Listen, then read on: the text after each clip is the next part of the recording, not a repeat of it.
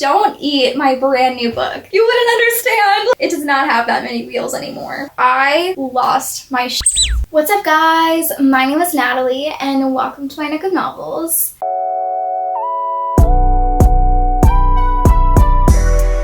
In today's video, we are going to be doing the Midyear Freakout Tag. So I'm sure most of you know what this is, but if you are unfamiliar, this is a tag that has been going around for years now. Basically, once we are halfway through the year, it's just a list of questions about my reading so far this year. The best books you've read, books you want to read coming up, things like that. So without further ado, let's just hop right into the questions. So I accumulated this list from a couple different sources, so I have no idea where this trope started, first of all, but I will link the two main videos that I used for the questions in the description below. One of them is like older, it's from like a few years ago, but I guess there's not a ton of these that are out already so far, at least when I started looking for the questions, but one of them has like an extra question that the other one doesn't have, and so I thought it was like a decent question, so I just added that to the list anyway. So without further ado, the first question that I have is, what is the best book that you've read so far in 2025? Now, if you guys have watched any of my last few videos, then you'll probably already know the answer to this, but that is Notes on an Execution by Danya Kukafka. I absolutely adored this book. I gave this 5 stars. I've only had 2 5-star books so far this year, and I will tell you what the other one is when we get there, but I just adore this book so much. It uses perspective so uniquely in the way that it tells the story, and it follows this dude who is on death row, only it's in second person, so you are the person on death row as, you know, we're experiencing this story and this person's feelings and reflections on his life and his actions and things like that as he is about to be put to death for the things he has done. But then it's also dual timeline, so you kind of go back and you see the things he has done through the eyes of the people around him. So like one of the characters is his ex's twin sister, one of them is a detective, one of them is his mom, so you kind of get to see how he as a person has touched the lives of the people around him in both good and bad ways, especially considering the horrible, terrible things that he has done. And it's so good. It has a lot of important discussion about the American justice system and just how complex human beings can be. And it's just so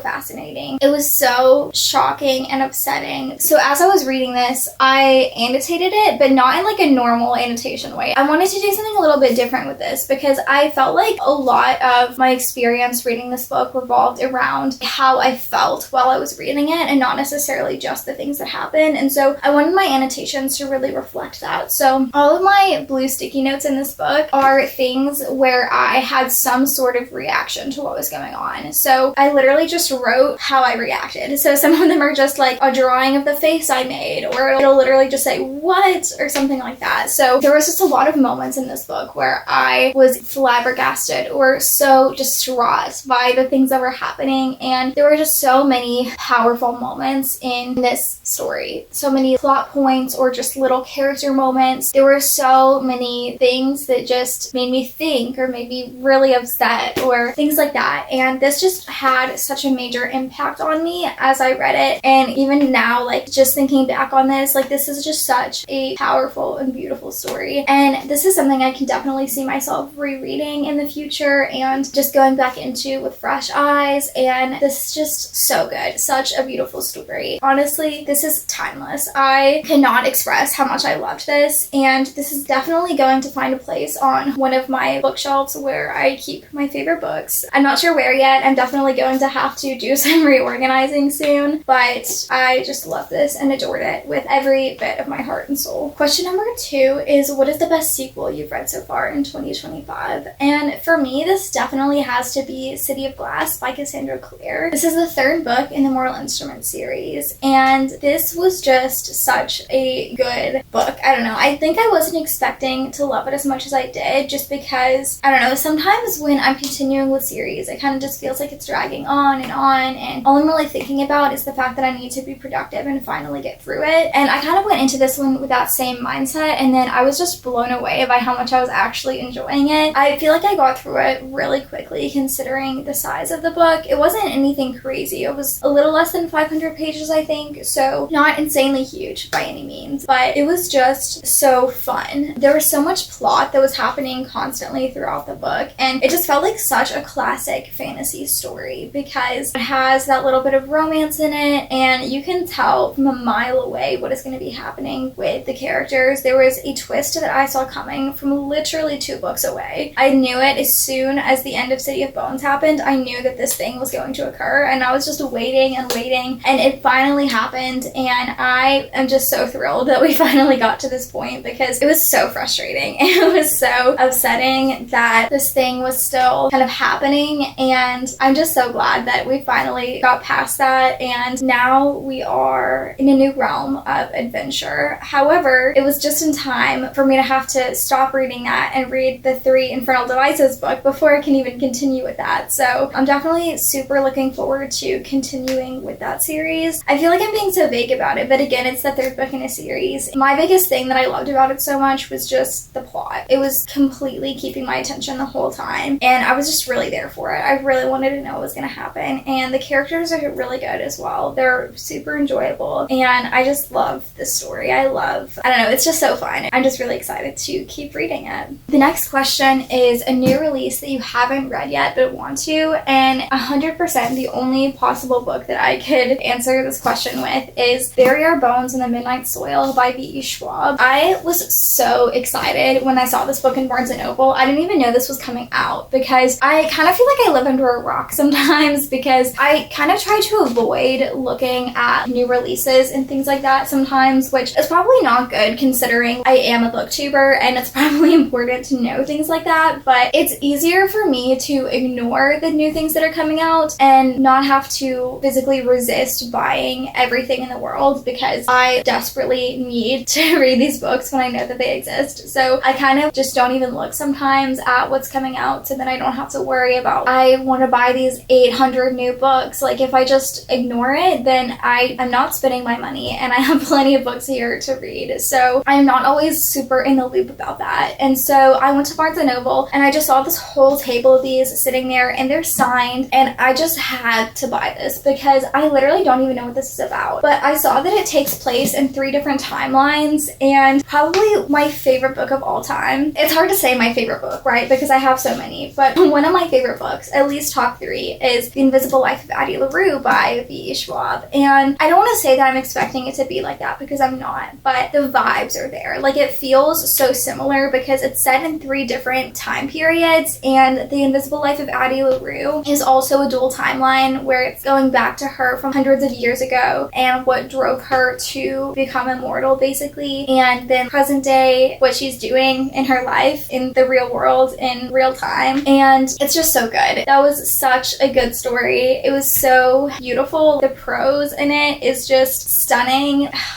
I love her writing so much, and she just knows how to tell a story in a really captivating way, and I fully expect this to destroy me and immerse me, and I just really think I'm gonna love this book. So I am so excited about this. I don't know when I'm gonna get a chance to read it necessarily because I'm trying to focus on some other things right now, but if this sneaks its way into my TBR within the next couple months, nobody be surprised by that because I just am so excited for this. So I definitely am going to be fiending to read it soon. And whenever I went to buy this book, so I saw it at Walmart, right? But there was a slight like rip at the back of the dust jacket on one copy, and the other one was like dirty on the pages, and I was like, I'd rather have like a nice copy of this book that I'm expecting to love so much. And I looked online and it said that it was 20% off at Barnes & Noble, so it was going to be the exact same price. And so I went over to Barnes & Noble expecting it to be $20, and it was $30, but I was like, I'm already here. So I spent my $30 on this nice pristine copy of this book, and then right before I was getting my thumbnail for this video, the cat started chewing on it. I thought I was going to explode. I was like, don't eat my brand new book. I just spent my hard-earned coin on this, and you're literally just gonna chew on it like it's a toy. And you can kind of see her teeth marks a little bit. It's nothing crazy. Like, she didn't ruin it by any means.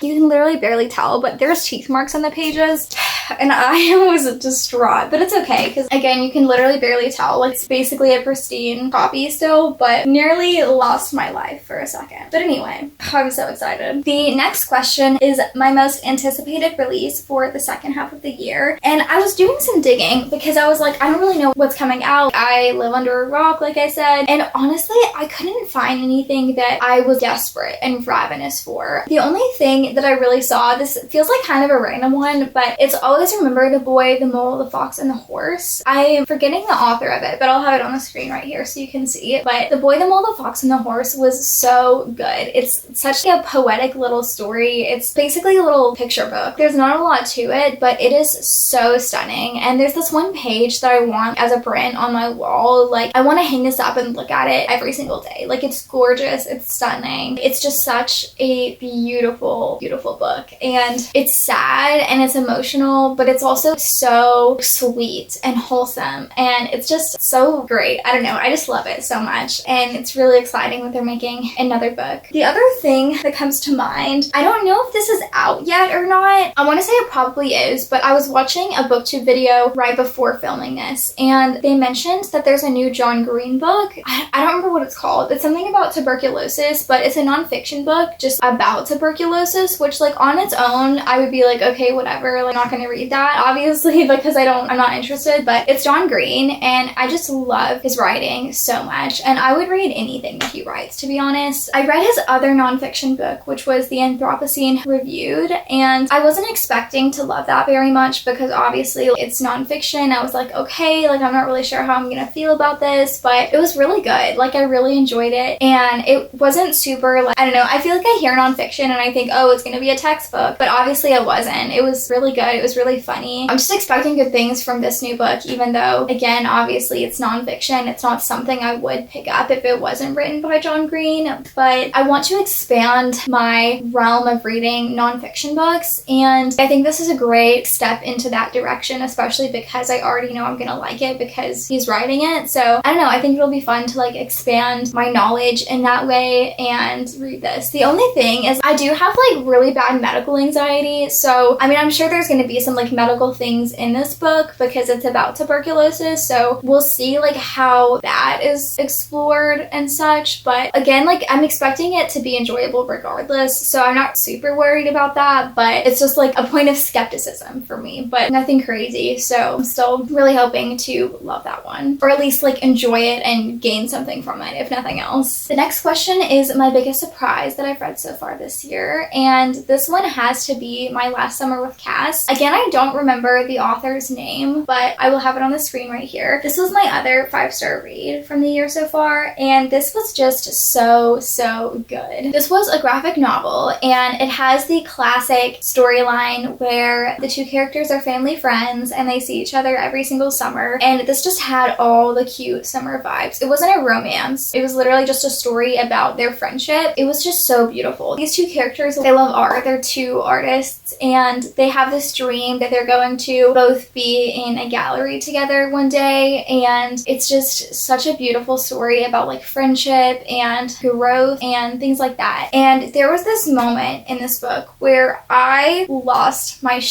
because the major, what's the word? The top of the plot mountain map. Do you guys know what I'm talking about? The climax. Oh my goodness. The climax of this story was heart-wrenching. It like ripped out my heart and crumpled it up and threw it on the ground. I was reading this just sitting in bed, and my boyfriend was next to me, and I was like, oh my god, no, I know what's gonna happen. And he was like, what are you reacting to? What can possibly be going on over there? And I was just like, you wouldn't understand.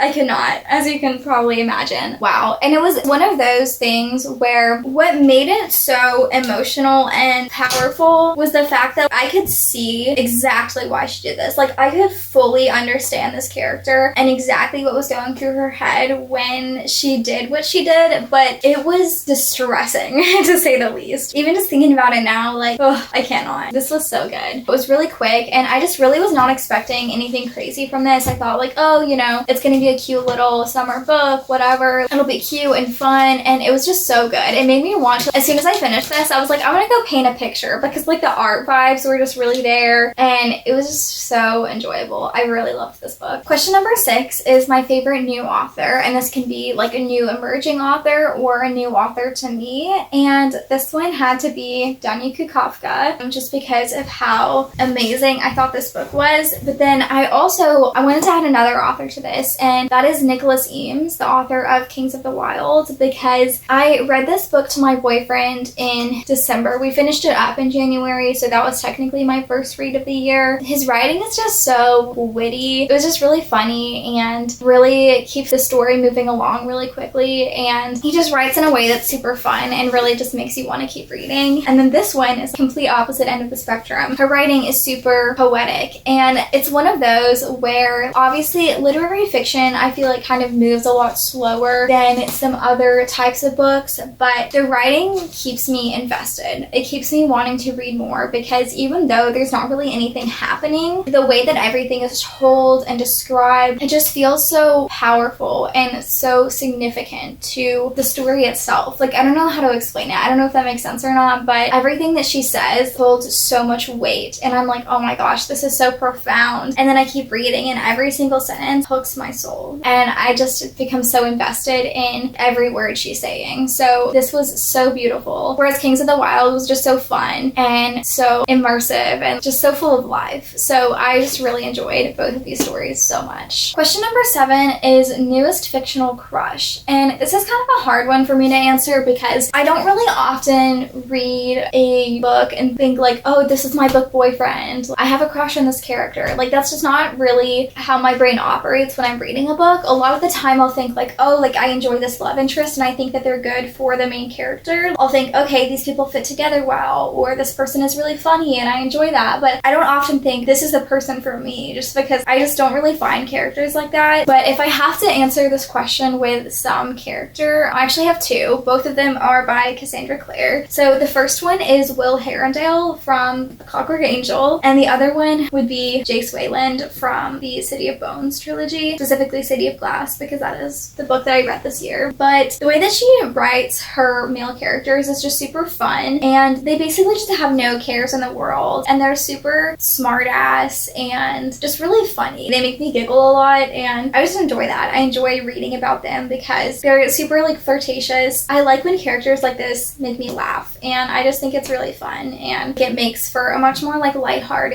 and fun story, especially with, obviously there's like heavier plot elements going on in books like this. Not heavier in like a thematic way, just heavy in the sense that like, it's a fantasy book, so there's a lot of things going on. Life and death is on the line kind of thing, but it brings a very nice balance to the overall story of the book, and I enjoy that with these characters. Question number 8 is my newest favorite character, and there was only one answer that I could think for this question, and it's from Kings of the Wild. I don't remember these characters' names at all because they weren't like central characters to the story. They only appeared for a few chapters, I want to say, but it was this creature, I don't remember what it's called, like the creature that they were. I feel like there has to be a better word than creature, but it's a fantasy book, so they weren't human, but it was some kind of something where they were conjoined twins, but one of them was blind, and this was just so wholesome. It was so beautiful. The other twin would constantly describe what was happening around the world for the blind other half, but he would stretch things in such a way where he was basically completely lying. Like, he would be like, oh, this is what this looks like, and it would be something so stunning and beautiful. Like, they would be in a landfill, and he would be like, oh, we're on a pile of cotton candy or something like that. Like, he was just describing all these things that were so beautiful. He would basically paint a better version of the world for his other half, for him to live in, because he couldn't see what was actually happening, and I just thought that was so stunning and beautiful. Those are my favorite characters of the whole book and of the whole year so far, because they were just so wholesome and it just made me so happy. Question number 9 is a book that made you cry, and I have a couple vastly different answers for this. So my first 2 are Notes on an Execution by Danya Kukafka. This one made me tear up because obviously very heavy, very emotional. There's a lot of profound and deep ideas that are happening within this book. The next one is My Last Summer with Cass, because again, heart-wrenching plot twist. Just super emotional and so valid, the things this character felt as she was like growing up and kind of experiencing the world through the lens of art. And it was just so so beautiful. So that one made me tear up too. I also have a book that just made me cry out of pain and agony, and that is Haunting Adeline by H.G. Carlton. Because did I actually cry? I don't know. I don't remember. But was the experience of reading this book horrid enough to elicit tears from me? Yes. Yes, it was. Pain. Suffering. I don't know how I did it. And holding this up, it feels so big. Like, I endured, what, 600 pages of this? How? What? Why? Evil. Terrible. Thumbs down. Question number 10 is a book that made you happy, and that is Let It Snow by John Green, Maureen Johnson, and Lauren Miracle. The first short story is called The Jubilee Express by Maureen Johnson, and I was reading this. I started it around December because I wanted this to be like a Christmas time read, obviously. I didn't end up finishing it then just because I was like reading other stuff at the time too. I want to say it was around March when I finally sat down and finished reading this, and I got to the last couple chapters, and I was sitting on the couch. My boyfriend was sitting next to me playing video games, and I just started reading it to him, and we read like the last of that. It was like a couple chapters or whatever, and we were like, okay, yeah, that was really good. That was really fun. 4 stars, I would say. And so then I just kept reading because the vibes were there. I was like, may as well just keep reading. And we sat for like the next couple hours and just read through the whole next short story, which is Cheertastic Christmas Miracle by John Green. And it was so good. It was so funny. That was such an enjoyable experience sitting and reading that short story because it was so funny. I still remember this one scene where they were driving this car through the snow and then they just crashed it into a pile of snow, and one of the friends went to look at it and he came back and he was like, is it bad? The friend was like, well, it depends on what you think the ideal number of wheels for the car to have is, because I think the ideal number is 4, but it does not have that many wheels anymore. And it was just so funny. Me and my boyfriend were laughing out loud at multiple points in that story specifically, and it was just so good. So that story itself I would have given 5 stars. It was just so good. It's so enjoyable, so much fun. That was honestly the most fun I'd had reading a book in months, I would say. It was just so enjoyable, so funny, so lighthearted, and just such a good time. And then the third book in this wasn't that good. The Patron Saint of Pigs by Lauren Miracle. The thing about that one is, so it was a retelling of It's a Wonderful Life, the movie. I don't know if you guys have seen that. I only have seen it because I watched it for a film studies class a couple years ago, so I was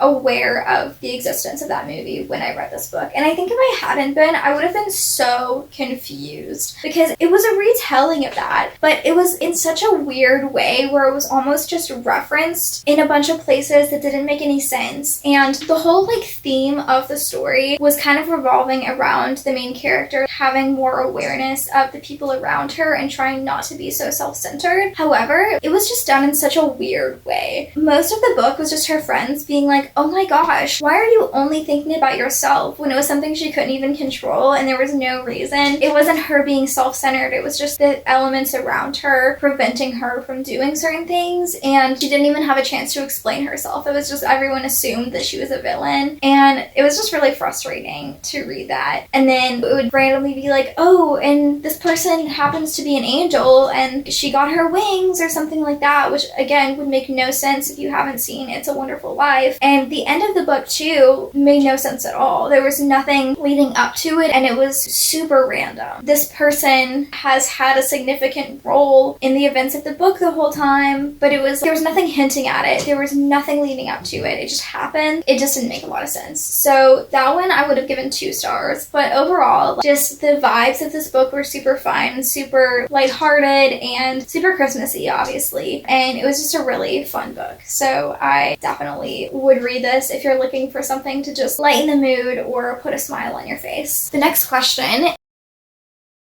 received this year, and I have 2 books for this. The first one I found at a used bookstore, and that is My Funny Demon Valentine by Aurora Asher. So I just really like the vibes of this. I like the hot pink on the black. It looks like it's going to be a fun YA romance. Obviously not something that should be taken super seriously. It just looks like it's going to be really cute and just honestly a good time.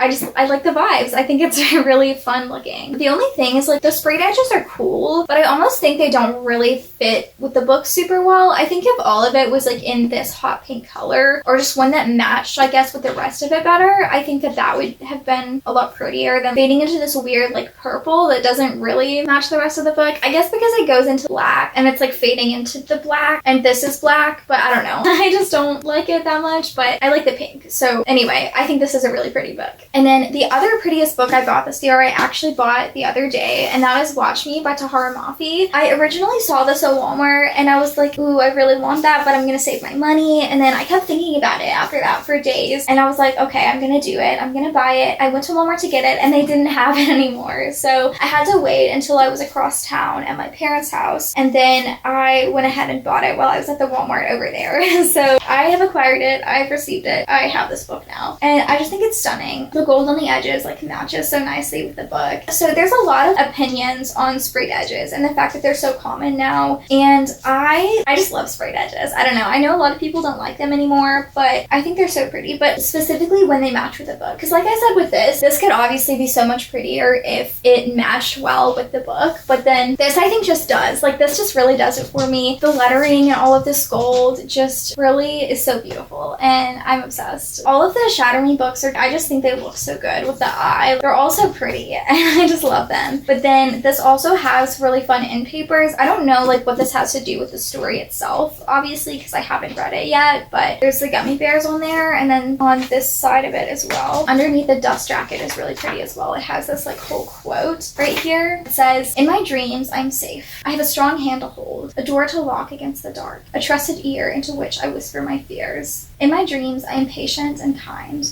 I have room in my heart for more pain than my own. I'm not afraid to smile at strangers. I've never witnessed death in my dreams." And that's all it says. But I just think that it's so stunning. And we haven't finished the Shatter Me series yet. I'm currently reading Unravel Me to my boyfriend right now, and we're really enjoying it. So I'm really hoping that we'll continue to enjoy the rest of the series and then be able to be fully invested in this book when we get there. Again, I just thought that this was so stunning. The final question is, what books do you need to read by the end of the year? And the short answer to that is so many books. There's so many things that I need to read. If I'm being more specific, one in particular that I need to read is Hunting Adeline by H.D. Carlton, the Haunting Adeline sequel, because I want to suffer, I guess. I really want to make a vlog out of that because I think it'll be really fun. I think I'll really enjoy myself doing that. And then I need to continue with pretty much all the series I'm reading right now, so being productive and finishing up the million series I'm in the middle of. Being more specific about other books, Neon Gods by Katie Robert is a priority TBR book because I'm borrowing this from a friend, so the sooner I read this, the sooner I can get it back to her. And then I also have the Peter and the Starcatchers trilogy by Dave Barry and Ridley Pearson. So Peter and the Starcatchers, Peter and the Shadow Thieves, and then Peter and the Secrets of Rundoon. The reason I really want to read these so badly is because someone brought to my attention the other day that they read them and really loved them, and I don't know, it made me super excited to pick these up, even though it's been something that's been sitting on my shelves for years now, and I genuinely have wanted to read them along with everything else on my bookshelf, so it's never been something that I was super inclined to prioritize. But the other day someone randomly told me that they really enjoyed these books, and so it made me really excited for them. So now I just am super excited for this trilogy. So yeah, that is all the questions for the Midyear Freakout Tag. I hope that you guys enjoyed this video. If you did, then please hit the like button and subscribe if you would like to, and hit the notification bell if you would like to see the other videos that I post on Mondays and Thursdays, with reading sprints on every first and third Monday of the month, replacing that Monday video. Comment down below if there's any other tags that you guys want to see me do, or any specific videos that you guys want to see. My Bookstagram, my Goodreads, and my book talk will all be linked in the description of this video, as well as a list of all of the questions that I used for this tag in case you guys are interested in doing this tag as well. Thank you guys so much for watching, and I will see you guys in the next one. Bye!